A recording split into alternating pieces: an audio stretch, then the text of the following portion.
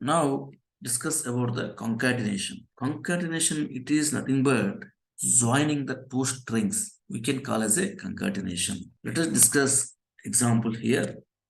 I am defining a variable known as first name. The first name I try to save Venkat. Let us take one more example, last name Prasad. Now I try to join these two strings. For that, take one more variable as full name. Inside the full name, first name plus last name. Suppose if I try to print full name, I get like this. From this, what we can understand is, like by using plus symbol, I can join two strings.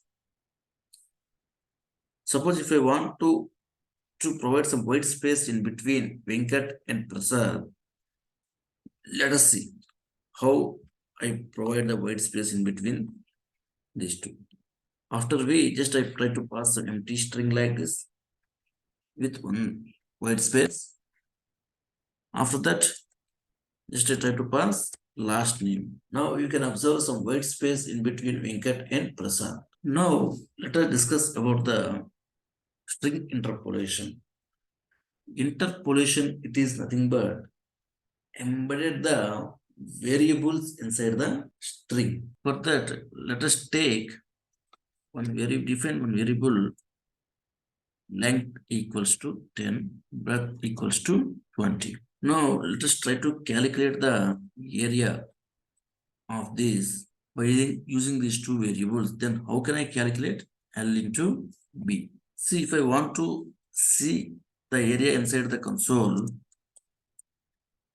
for that simply I can pass area. Suppose if I want to provide some meaningful text to this print statement, for that what I want to do is print area of 10 and 20 is 200. In this line number 53, what I do is just I provide some static values like this, which represents the same requirement with some meaningful content. So in this case, what happened is I pass some static data. Like suppose if I change L value here in the line of 53 also, I have to change, and I have to change this particular 200 also based on the value of L. To avoid such cases, what I have to do is just I have to embed those variables inside the string like this. For that, what I want to do is variable name. Before that variable name, just I place dollar symbol like this.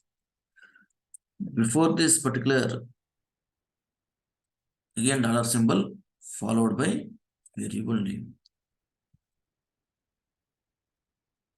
Dollar symbol followed by area. Let us see what happened.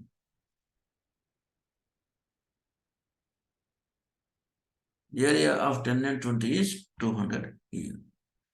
In line number 56, what I do is this particular static value replaced by dollar symbol. Now I try to replace this particular area here with an expression like this. In this case, what I have to do?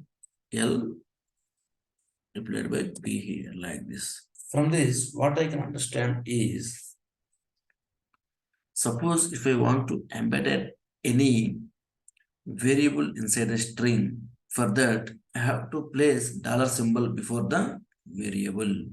First, suppose if I want to embed an expression inside the string, in such case, dollar symbol followed by curly braces.